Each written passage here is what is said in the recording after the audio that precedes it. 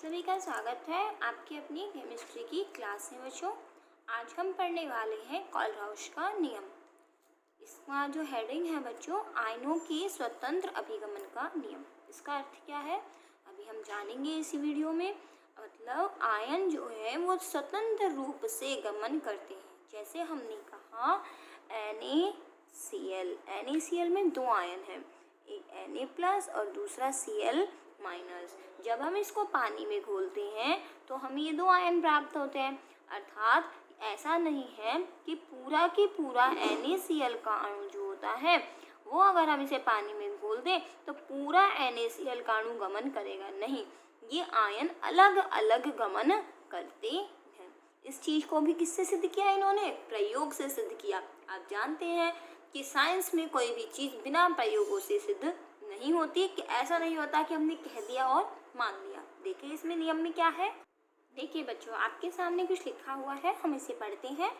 Kohlrausch ने अपने प्रयोगों के आधार पर निष्कर्ष निकाला। इट मीन्स कोलराउश ने क्या किए, कुछ एक्सपेरिमेंट्स किए। उस एक्सपेरिमेंट के आधार पर उसने क्या कहा, अनंत तनुता। अनंत तनुता क्या होती है? वह तनुता जिस पर उसकी चालकता का बढ़ना बंद हो जाए। याद होगा आपको अनंत तनुता पर चालकता क्या होती है कि इतना पानी हम इसके अंदर मिला दें। ये हमने क्या लिया, कोई विलयन लिया विद्युत अपघटय का, ठीक है। इसमें 100 ml था, हमने इसको 200 ml, 300 ml, 400 ml, इसमें हमने इतना पानी मिला दिया कि इस विलयन की चालकता बढ़ना बंद हो गई। तो वह विलयन क्या होता है? अनंत तनुता पर उभयनिष्ठ आयन वाले दो विद्युत अपघटय। उभयनिष्ठ आयन वाले दो विद्युत अपघटय का मतलब क्या है? जैसे हमने ले लिया KCl और क्या ले लिया, LiCl, तो इन दोनों में से एक कॉमन है। वो कौन सा आयन कॉमन है? Cl। तो दो उभयनिष्ठ आयन वाले, उभयनिष्ठ आयन है दोनों में, दो विद्युत अपघटय, ये दो ही विद्युत अपघटय की मोलर चालकता अगर निकाली जाए, क्या निकाली जाए? इनकी मोलर चालकता। देखिए इसकी मोलर चालकता जो होती है वो होती है 149.8 और इसकी जो होती है वो होती है 115.03। ये मोलर चालकता होती है। वो कह रहा है इनमें अंतर समान होता है। अगर आप इसमें अंतर निकालें, माइनस कर दीजिए, तो वो अंतर आता है बच्चों 34.8। इसका अंतर आता है, ठीक है। 83 भी लगा सकते हो, 6 में से 3 गया 3 8, तो आप देख लो 34.83 अंतर आएगा। यह आ गया अंतर। दूसरा हमने लिया, दोबारा एक बार देख लो, अनंत तनुता, ये विलयन ले लिया, दो हमने विलयन ले लिया, इसकी चालकता निकाली तो ये आई और इसकी चालकता निकाली ये आई। हम एक और एग्जाम्पल ले लेते हैं बच्चों। हमने ले लिया KNO3 और LiNO3। कहने का अर्थ ये हुआ कि अगर इन दोनों की मोलर चालकताओं का अंतर 34.83 है तो यहाँ भी तो ये उभयनिष्ठ आयन है NO3, तो यहाँ भी अंतर क्या होना चाहिए? समान होना चाहिए। जो इसकी मोलर चालकता निकाली जाती है वो 144.9, इसकी निकाली जाती है 110.13। पूरा अंतर लिख दिया मैंने। यहाँ भी आप जब अंतर निकालेंगे तो कितना आएगा बच्चों? 34.83। इसका मतलब ये हुआ कि ये जो वास्तव में हमें जो अंतर दिखाई दे रहा है वो किसका अंतर है?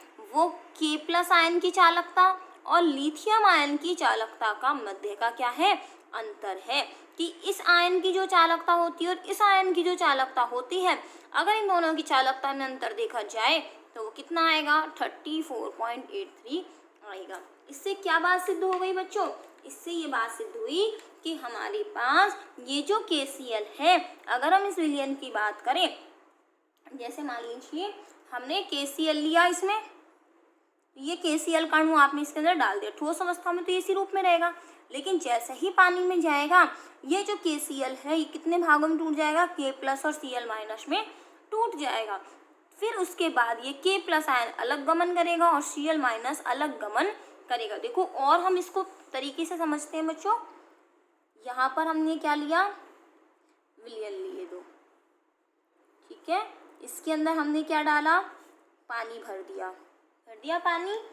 इसके बाद हमने क्या करना है बच्चों? इसके अंदर ये लगा दिए हमने कैथोड और ये लगा दिए एनोड, ये माइनस और ये प्लस, इसी तरह से ये माइनस और ये प्लस, ठीक है। आराम से समझेंगे इस चीज को हम। इसके बाद हमने क्या डाला इसके अंदर?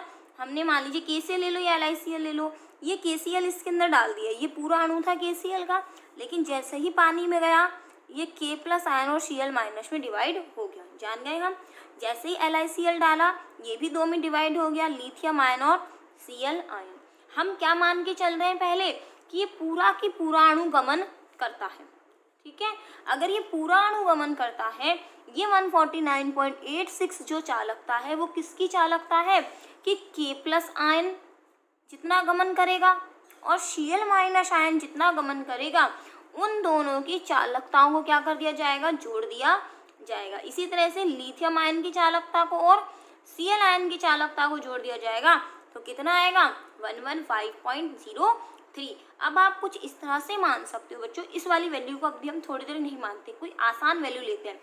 दोनों के अंदर क्लोराइड आयन है, इसका मतलब क्लोराइड आयन जितना यहाँ पर गमन करेगा उतना ही कहाँ गमन करेगा, यहाँ पर। अगर मान लीजिए दोनों की चालकताओं में ये 10 है और इसका भी कितना है 10 है, ठीक है। K+ आयन की मान लीजिए चालकता कितनी है 15 है, और लिथियम आयन की जो चालकता है बच्चों, यहाँ से हमने मान ली, अगर ये जलयोजित आयन हो गया है तो इसकी मान लीजिए हमने कितनी मान ली, यहाँ से इसकी हमने मान ली 12, ठीक है।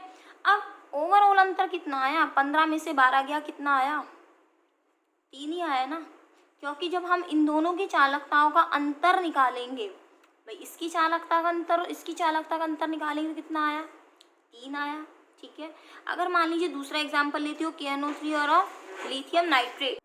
देखिए बच्चों, अब हमारे पास दूसरा एग्जाम्पल क्या है, KNO3 और LiNO3। तो यहाँ KNO3 की अगर हम बात करें बच्चों, तो K+ और ये NO3- आयन, लिथियम आयन और ये NO3 आयन। अब आप मुझे बताइए, K+ की तो वही 15 रखेंगे, लिथियम आयन की वही हमने कितनी मान रखी है 12 मान रखी है यहाँ पे। तो अब आपको देखिए नाइट्रेट आयन की जो भी यहाँ चालकता होगी, मान लीजिए नाइट्रेट आयन की चालकता है वो 8 मान ली हमने दोनों और इन दोनों की चालकताओं को क्या कर दिया माइनस। तो अंतर बताइए बच्चों कितना आएगा, 8 से 8 तो कैंसिल हो जाने वाला है और कितना आ जाने वाला है, वही अंतर 3 आ जाने वाला है। तो इन दोनों में उभयनिष्ठ जो आयन था Cl और NO3, इस बेसिस से पता चला दोनों की चालकताओं में अंतर क्या आया, समान। उससे क्या हमारा मतलब प्रूफ क्या निकला, प्रूफ ये निकला कि ऐसा नहीं है कि चालकता जो होती है वो KCl के रूप में होती है, ये चालकता KCl के रूप में नहीं होती है, ये चालकता किस रूप में होती है, K ion plus Cl ion की चालकता होती है। अर्थात धनायन की चालकता और ऋणायन की चालकताओं का योग जो आएगा वही होती है। ऐसा कभी नहीं होगा कि पूरा आयन एक ही होगा, पूरा अणु गमन करेगा, ठीक है। लिथियम क्लोराइड में भी लिथियम आयन की चालकता और क्लोराइड आयन की चालकता, इसी आधार पर उन्होंने कहा कि आयन जो होते हैं वो स्वतंत्र रूप से गमन करते हैं, मतलब धनायन जो होता है वो अलग गमन करता है और ऋणायन अलग गमन करता है। इसीलिए इस नियम का नाम क्या है बच्चों, आयनों के स्वतंत्र अभिगमन का नियम। अभिगमन मतलब चलना, स्वतंत्र मतलब मुक्त रूप से, अर्थात धनायन की चालकता ऋणायन की चालकता पर निर्भर नहीं करती, ना ऋणायन की धनायन पर करती है।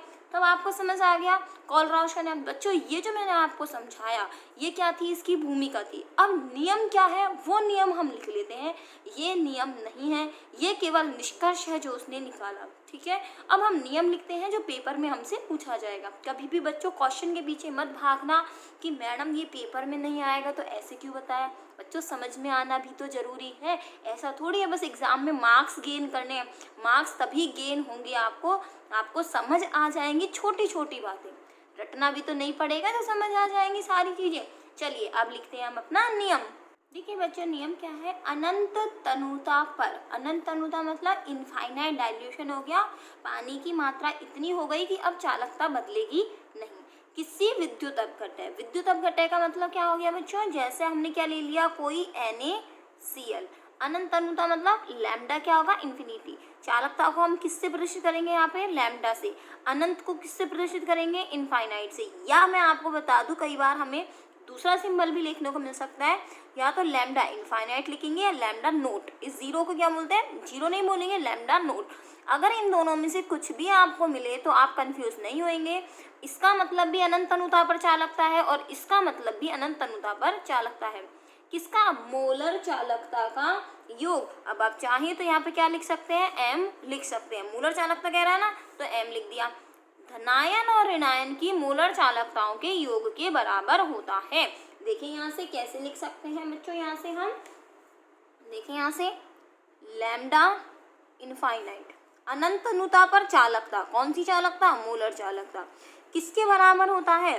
धनायन की मोलर चालकता, तो ये हो गया लैम्डा इन्फिनिटी धनायन की मोलर चालकता, प्लस वो क्या कह रहा है? ऋणायन की मोलर चालकता।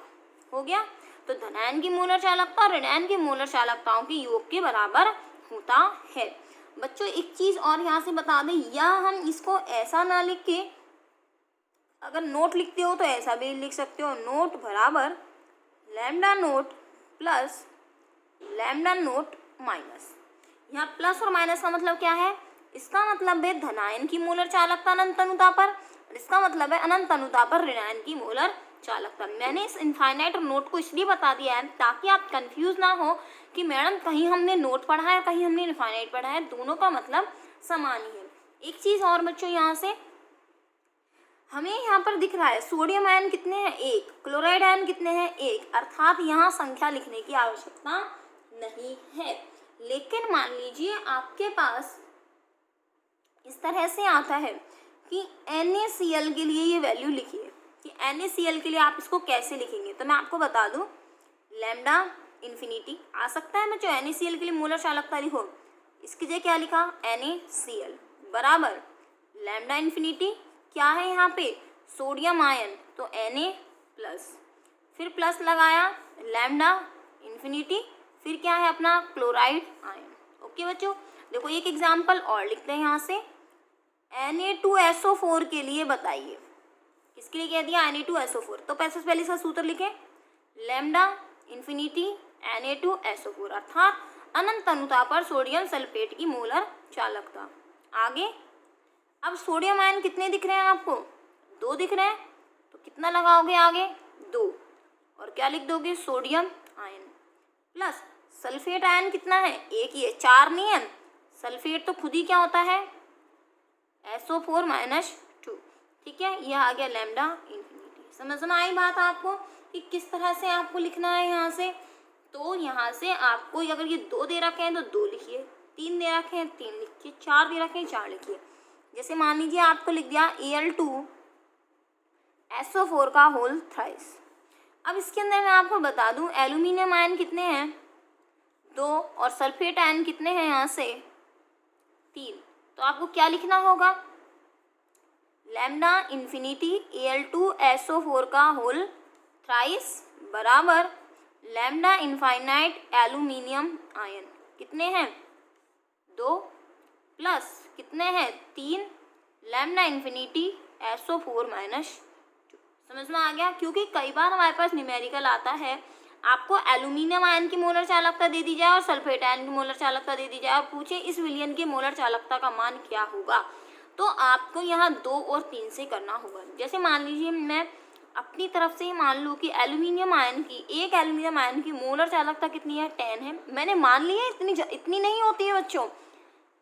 और सल्फेट आयन की मोलर चालकता आपको दे दी, मान लीजिए कितनी? 15 दे दी।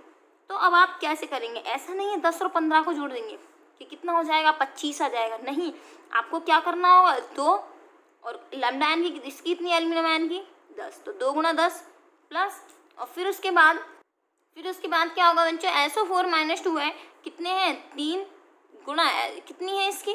15 दे रखी है, तो 3 × 15, अर्थात 10 × 20 प्लस 15 × 45, 20 और 40, 60 और 5 65 हुआ अपना यहाँ से। तो इस तरह से आपको समझ में आ गई होगी ये चीज़ कि मैडम ने क्यों बताई है। मैं आपको बता दूं, बोर्ड एग्जाम में आए हुए क्वेश्चन के पैटर्न पर ये क्वेश्चन मैंने आपको करवाया है। मैं बिल्कुल आपको सारी बोर्ड एग्जाम की क्वेश्चन भी कराऊंगी बच्चों, टेंशन मत लीजिएगा। अपन जब स्टार्ट करिए यहाँ पे क्लास तो अपन पूरा कंप्लीट करेंगे। देखिए बच्चों, आप यहाँ से आपके सामने लिखा दिख रहा है आपको, कोलराउश नियम द्वारा दुर्बल विद्युत अपघट्टों की चालकता को ज्ञात किया जा सकता है। आपको कभी MCQ में मतलब ABCD वाले जो मल्टीपल चॉइस क्वेश्चन आते हैं उसमें मिलता है और आपसे पूछे कोलराउश नियम किसके लिए? दुर्बल विद्युत अपघट्य के लिए कि प्रबल के लिए? तो आप आंसर क्या देंगे? दुर्बल के लिए। क्यों? जैसे हमने कहा एसिटिक अम्ल ये एक दुर्बल विद्युत अपघट्य है। बच्चों मैंने आपको बताया था अगर आपने इसके 10 अणु लिए हैं तो ये पूरी तरह से वियोजित कब होगा ये हमें यहाँ पर प्रिडिक्ट करना मुश्किल पड़ जाता है। इसीलिए इस तरह के दुर्बल विद्युत अपघट्यों की अगर हम चालकता निकालें तो उसको डायरेक्ट नहीं निकाल सकते कि हमने ऐसा कर लिया। आप जानते हो एसिटिक अम्ल को आपने कितना करा, पानी में घोला, तो ये हमें पता करने में बहुत ही ज़्यादा टाइम लग जाता है कि यहाँ से ये पूरे की पूरे 10 एसीटेट आयन और 10 H+ आयन कब मिलेंगे। तो इसके लिए नियम क्या दिया जाता है, कोलराउश का नियम। अब हम यही देखेंगे कि दुर्बल विद्युत अपघट्यों की चालकता निकालने के लिए हम कैसे इसको यूज़ में लें, क्योंकि अगर आप NaCl लेते हो तो थोड़ा सा पानी डालो या ज़्यादा पानी डालो, अगर आपने 10 NaCl कण लिए हैं तो आपको 100 ml में ही 10 सोडियम आयन और 10 क्लोराइड आयन निश्चित रूप से मिल जाएंगे। लेकिन आपने एसिटिक अम्ल लिया है तो ये कब जाकर वियोजित होंगे, इसमें परिणाम पता करने में थोड़ा गलती हो सकती है, कंक्लूजन निकालने में गलतियां हो सकती हैं। इसीलिए हम कोलराउश नियम की हेल्प से इसको कैसे प्रेडिक्ट करेंगे, कैसे इसको हम निकालेंगे। चलिए बच्चों देखते हैं हम कि एसिटिक अम्ल की या दुर्बल विद्युत अपघट्य की चालकता को कोलराउश नियम की हेल्प से कैसे निकाला जाता है। ध्यान से समझिएगा बच्चों, दुर्बल विद्युत अपघट्य की अनंत अनुता पर मोलर चालकता कैसे ज्ञात करेंगे। जैसे हमने एग्जाम्पल क्या ले लिया बच्चों, एसिटिक अम्ल CH3COH। किसी दुर्बल विद्युत अपघट्य की चालकता निकालने के लिए हमें प्रबल विद्युत अपघट्यों की आवश्यकता होती है। जैसे हमने एक ले लिया सोडियम एसीटेट CH3COONA, दूसरा ले लिया हमने यहाँ से HCl और एक ले लिया NaCl। मैं आपको बता दूं ये तीनों ही विद्युत अपघट्य कैसे हैं, प्रबल हैं, 1, 2 और ये 3। हम जानते हैं कि अगर हमें ऐसा प्राप्त हो जाए, हमें किसी तरह से एसीटेट आयन की पता चल जाए और H+ आयन की अलग से पता चल जाए, तो हम इसके अनुसार एसिटिक अम्ल की चालकता बता सकते हैं। देखिए बच्चों किस तरह से करेंगे। हमने एक पात्र में सोडियम एसीटेट को घोला और उसकी चालकता ज्ञात की, तो कैसे करेंगे, लैम्डा इन्फिनिटी CH3COONA बराबर lambda infinity CH3CO- plus sodium ion की मोलर चालकता। ठीक है बच्चों, इसी तरह से HCl की लिख लीजिए बराबर lambda infinity H+ ion lambda infinity chloride ion. कोई दिक्कत नहीं है। नेक्स्ट देखिए इन्फिनिटी NaCl बराबर सोडियम आयन और ये क्लोराइड आयन। ओके, इनको आप क्या कर दीजिए, नंबरिंग दे दीजिए 1, 2 और ये 3 दे दिया आपने। समीकरण 1, 2, 3।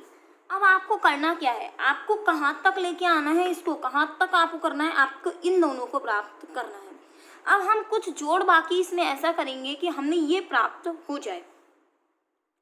आपको इन तीनों में से कॉमन क्या दिख रहा है, सोडियम एसीटेट HCl, कुछ कॉमन है क्या, दोनों अलग अलग है, लेकिन यहाँ पे आइए Na का ये कॉमन है और इन दोनों में देखिए तो ये Cl कॉमन है। इट मीन्स ये NaCl ऐसा है जो इन दोनों का सोडियम आयन इसमें कॉमन है और क्लोराइड आयन इसमें कॉमन है, अर्थात ये उभयनिष्ठ आयन से मिलकर बना हुआ है। तो आप करना क्या है, इन दोनों को तो जोड़ देना है और इसको घटा देना है, अर्थात समीकरण 1 और 2 को जोड़कर 3 में से घटाने पर, देखिए यहाँ से समीकरण 1 व 2 को जोड़कर तथा 3 को जोड़ने पर तथा 3 को घटाने पर। ठीक है, तो समीकरण 1 और 2 को जोड़ दीजिए। जोड़ते कैसे हैं, LHS वाला भाग राइट लेफ्ट हैंड वाला भाग जोड़ दीजिए, इसका lambda infinity CH3COONA plus lambda infinity HCl minus lambda infinity NaCl। ठीक है, तीनों की चालकता तो प्राप्त हो जाएगी ना, हमें अलग अलग नहीं मिलेगी। तो देखो यहाँ से, अब आप यहाँ भी यही कीजिए, ये वाला भाग आप जोड़ दीजिए, इसको घटा दीजिए। कैसे लिख सकते हैं बच्चों, चलिए मैं लिखती जाती हूँ CH3CO- सोडियम आयन HCl में से H+ आयन और ये क्लोराइड आयन, ये तो सारे जोड़ दिए और इन दोनों क्या करना है, घटाना है। तो माइनस इन्फिनिटी Na+ और ये minus lambda infinity Cl minus, जोड़ कर दिए, इससे ये कट गया है ना और इससे ये कट गया, बच क्या गया बच्चों, एक तो ये बच गया और एक ये बच गया। देखो बच गया कि नहीं बच गया, इट मीन्स अगर इन तीनों की चालकताएं ज्ञात कर ली जाएं तो इन दोनों की चालकता को जोड़ दें और इसको घटा दें तो हमारे पास इन दोनों की अलग अलग चालकता प्राप्त हो जाएगी। इसका मतलब हमारे पास सूत्र क्या निकला बच्चों, CH3COONA plus HCl minus NaCl बराबर लैम्डा इन्फिनिटी CH3CO माइनस और लैम्डा H प्लस। ये दिख रहा है आपको, समझ में आई बात कि ये जो हमारे पास निकला मतलब हमें इन दोनों आयनों को तो अलग अलग लेना था, तो जो उभयनिष्ठ वाला होता है उसको माइनस करते हैं, बाकी दो को क्या कर देते हैं, प्लस कर देते हैं। देखिए इसके आधार पर जो न्यूमेरिकल एग्जाम में पूछा जाता है, जो मैं आपको बता दूं कम से कम 2 से 3 बार पूछ लिया गया है। ये चीज़ RBSC में भी पूछी गई है और CBSE बोर्ड में भी ये वाला प्रश्न जो है वो पूछा गया है। ये डेरिवेशन नहीं पूछा है, इसके आधार पर न्यूमेरिकल दिया है।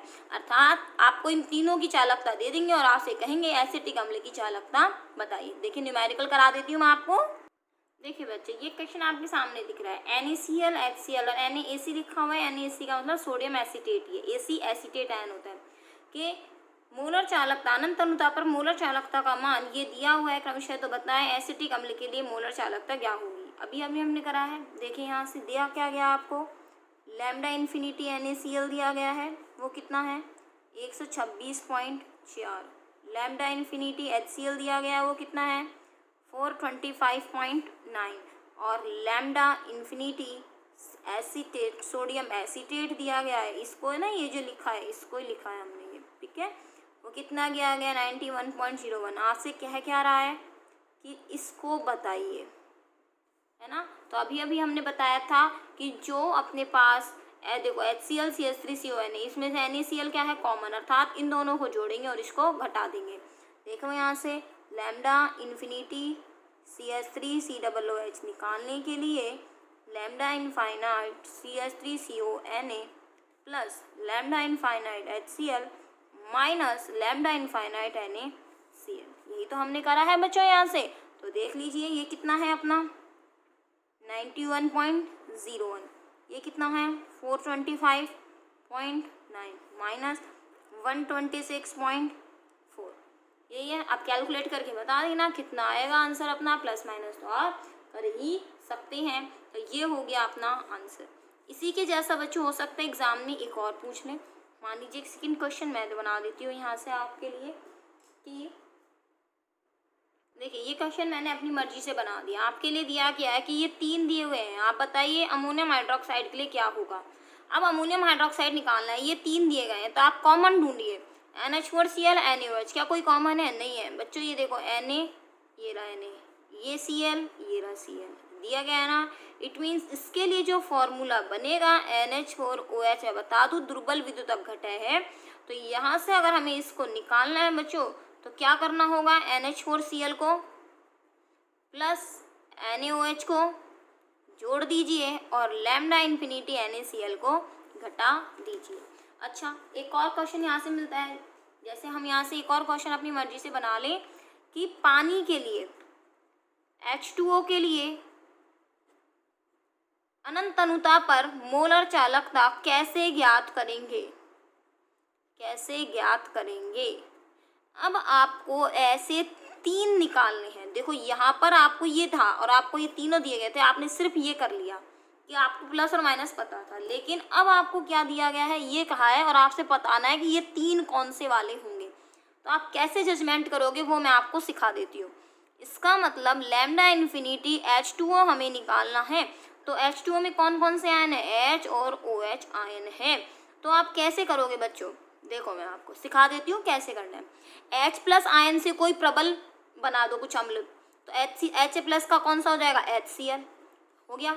OH आयन का कोई प्रबल बना दो, वो क्या होता है NaCl होता है कि नहीं होता, सॉरी NaCl नहीं NaOH, क्या बना दिया NaOH बना दिया, HCl बना दिया और इसका NaOH।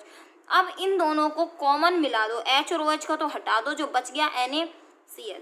इसका मतलब ये हो गया जो आयन आपको मिलने वाले हैं H2O से H प्लस आयन, तो H प्लस आयन का कोई प्रबल बना दो, तो वो प्रबल क्या सा होगा H प्लस आयन का HCl प्रबल है, अम्ल है, प्लस OH आयन का कोई प्रबल बना दो, वो बना दिया OH बना दिया। माइनस किसको करोगे, इन दोनों में H और OH को तो हटा दो, जो बच गया NaCl, तो ये हो गया इसका माइनस। अर्थात पानी की अगर चालकता ज्ञात करनी है तो इन दोनों की चालकता ज्ञात करके NaCl की चालकता में से क्या कर दो, उसको घटा दो। ये आपका पीछे क्वेश्चन दिया हुआ है बुक में और क्वेश्चन पेपर में पूछा जा सकता है आपका। अच्छा क्वेश्चन है बच्चों, इस तरह से हम इसको ज्ञात कर लेंगे। तो यहाँ से बच्चों आपने देखा हमने प्रबल के लिए भी निकाला और दुर्बल के लिए भी निकाला, लेकिन आपसे पूछा ये जाता है कि क्या कोलराउश नियम द्वारा दुर्बल विद्युत अपघट्टों की चालकता ज्ञात कर सकते हैं, तो बिल्कुल ज्ञात की जा सकती है। वैसे कोलराउश का नियम जो होता है वो दुर्बल पे भी लगेगा और प्रबल पे भी लगेगा, लेकिन आपसे पूछे क्या कोलराउश से ज्ञात कर सकते हैं दुर्बल, बिल्कुल आप निश्चित रूप से ज्ञात कर सकते हैं। देखिए बच्चे, नेक्स्ट अपना है आयनों का अभिगमनांक, ट्रांसपोर्ट नंबर क्या चीज़ होती है। कोई आयन है जिसकी अनंत तनुता पर मोलर चालकता, आयन मतलब पॉजिटिव आयन, अनंत तनुता पर मोलर चालकता, तथा उस प्रबल विद्युत अपघटय की अनंत तनुता पर मोलर चालकता का अनुपात उस आयन का अभिगमनांक कहलाता है। कहने का अर्थ क्या हुआ बच्चों यहाँ से कि ये तो अनंत तनुता पर क्या है, धनायन की चालकता है, तथा जिसके अंदर वो धनायन मौजूद है, जैसे मान लीजिए NaCl, ये तो हो जाएगी इसकी खुद की मोलर चालकता, ठीक है। और सोडियम आयन की निकालोगे तो लैम्डा इन्फिनिटी Na+, ठीक। अर्थात इसकी मोलर चालकता के नीचे क्या लिखना होगा हमें, या तो आप पूरा लिख दीजिए लैम्डा इन्फिनिटी जो भी अपना आयन है, या फिर इसको हम ऐसे भी तो लिख सकते हैं लैम्डा इन्फिनिटी Na+ धनायन और ये Cl-, अर्थात पूरे विलयन की मोलर चालकता और उस आयन की। मतलब अगर ये हमें निकालना है किसके लिए, हमें निकालना है N तो हो गया नंबर, नंबर मतलब ट्रांसपोर्ट नंबर N तो, और ये हमें निकालना है धनायन के लिए, तो क्या लगा दिया प्लस।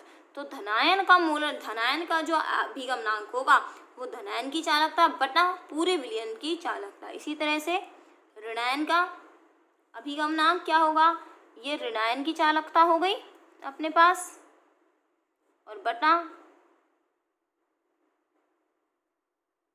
ये ऋणायन का हो गया। एग्जाम्पल के तौर पर अगर सोडियम क्लोराइड मिलोगे तो ऊपर सोडियम आयन, नीचे NaCl, जैसे इसका लोगे आप क्लोराइड आयन का लिखोगे तो नीचे क्लोराइड आयन की हो गई, इन्फिनिटी लगा दी, और नीचे किसकी लगा दी NaCl की। तो NaCl की कैसे निकलेगी, प्लस आयन और माइनस आयन। इस तरह से हम इसको लिख सकते हैं, ठीक है बच्चों। देखिए किसी दुर्बल विद्युत अपघटय का कितना वियोजन हुआ है, उसका कितना आयनन हुआ है, उसका परिकलन कैसे करते हैं। आप भी जानते हैं कि कोई भी अपने पास क्या है, विलयन क्या है, दुर्बल विद्युत अपघटय इसके अंदर है। वही मैं अपना पुराना एग्जाम्पल 10 एसीटेट के अणु, एसिटिक अम्ल के हमने यहाँ से लिए। जैसे जैसे अगर शुरुआत में अगर इसे कितने अणु वियोजित हैं बच्चों, 2 अणु वियोजित हैं, जैसे 100 ml पे 2 अणु वियोजित हैं, तो जैसे जैसे इसके अंदर पानी की मात्रा बढ़ाते जाएंगे, 100 ml से क्या करते जाएंगे, 200 करते जाएंगे, 400 करते जाएंगे, या 800 करते जाएंगे।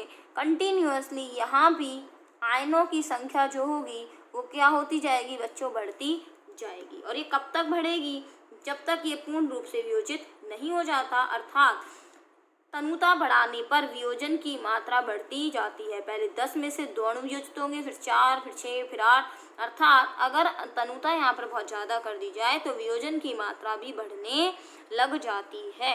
अर्थात अनंत तनुता पर इनकी चालकता क्या हो जाएगी, बाद में जाके स्थिर हो जाएगी, क्योंकि आयनन पूर्ण रूप से हो चुका होगा। जब तक इसका आयन पूरा नहीं हो जाता आयनन, तब तक चालकताएं बढ़ती रहेंगी। तो हम कैसे निकालें कि यहाँ से कितना हुआ कितना नहीं हुआ, तो उसको निकालने के लिए बच्चों यहाँ पे एक फॉर्मूला है अपने पास, उसको लिख लेते हैं। देखेंगे बच्चों हम इसके वियोजन की मात्रा को किससे रिप्रेजेंट कर रहे हैं, अल्फा से, और ऊपर क्या लिख दिया, C सांद्रता पर दी गई मोलर चालकता, और नीचे क्या लिखेंगे, अनंत तनुता पर मोलर चालकता। सॉरी बच्चों ऐसा नहीं लिखेंगे इनफाइनाइट को, हम इस तरह से लिखेंगे लैम्डा, सॉरी इसको आप भूल जाइए एक बार, हम इसको ऐसा लिखेंगे, दोबारा लिख देती हूँ मैं इसको तरीके से। जैसे हमारे पास है अनंत तनुता पर और किस पर होगा, दिए गई सांद्रता पर, तो ये हो गई दी गई सांद्रता पर, C सांद्रता पर, चाहे तो आप C को ऊपर लिख दीजिए यहाँ पर, या फिर हमने यहाँ लिख दिया C सांद्रता पर मोलर चालकता, और अपने पास क्या हो जाएगी यहाँ से इनफाइनाइट, तो ये हो गया इनफाइनाइट पे। तो C सांद्रता ये हो गई, जैसे मान लीजिए एक तो 100 ml पे सांद्रता, 100 ml पे चालकता हो जाए, और एक क्या हो जाए अपनी पूरी अनंत तनुता पर, अनंत तनुता पर। तो हमें इससे ये पता चल जाएगा कि 100 ml में कितना वियोजन हो चुका और अनंत तनुता पर दोनों क्या निकाल लेंगे, अनुपात निकाल लेंगे। तो लैम्डा सी तो है अपना दी गई सांद्रता पर चालकता, और लैम्डा इन्फिनिटी का मतलब क्या है, अनंत तनुता पर दी गई चालकता। तो इससे हम ये निकाल सकते हैं कि हमारे पास क्या वियोजन हुआ, 10% हुआ, 20% हुआ, 40% हुआ, अर्थात कितने अणु यहाँ से 10 में से वियोजित हुए। तो अल्फा क्या है, यहाँ पे आयनन की मात्रा यहाँ पर बताई गई है।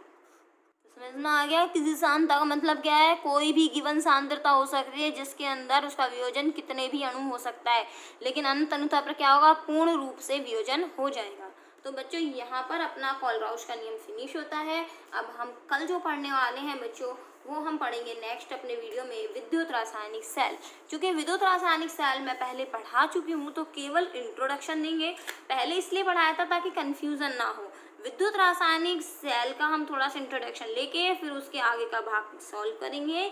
जो हमने वहाँ पे पहले किया था बच्चों, वो केवल इंट्रोडक्शन पार्ट था, उससे रिलेटेड पूरा मटेरियल अब करेंगे, क्योंकि नोट्स में अपन इसी तरह से लिखते जाएंगे।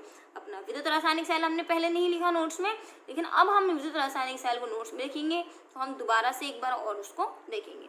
धन्यवाद।